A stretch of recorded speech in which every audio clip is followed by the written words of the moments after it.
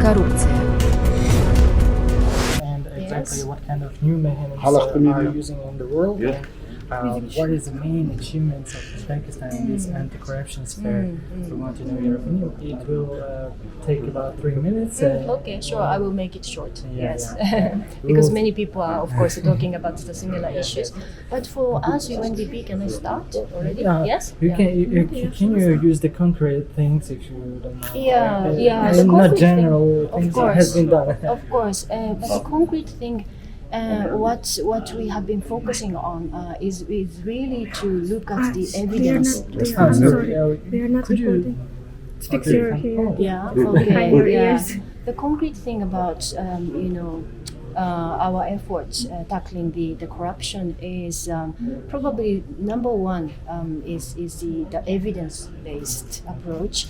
And I'm very actually pleased about the anti-corruption agency's effort in publishing the national report every year. And the third one was published, of course, last month. And in this way, of course, we can achieve two things. One is more evidence-based, targeted policy interventions. But secondly, also people can access, to the data and the evidences of corruption, which improve the transparency and the accountability of that issue. So in these two ways, I think UNDP can also contribute a lot more. The next stage is, of course, to use the digitalization of these data and analysis so that people can really better access the information which is necessary to tackle the corruption. Short question. What kind of challenges Uzbekistan has and right now we should do? What kind of problems we have in the corruption sphere and how this forum can help us? I think we should really shift the idea, from combating after the corruption, but to preventing the corruption. And the methodologies could be similar, but I think the idea and the culture behind it could be a little bit different.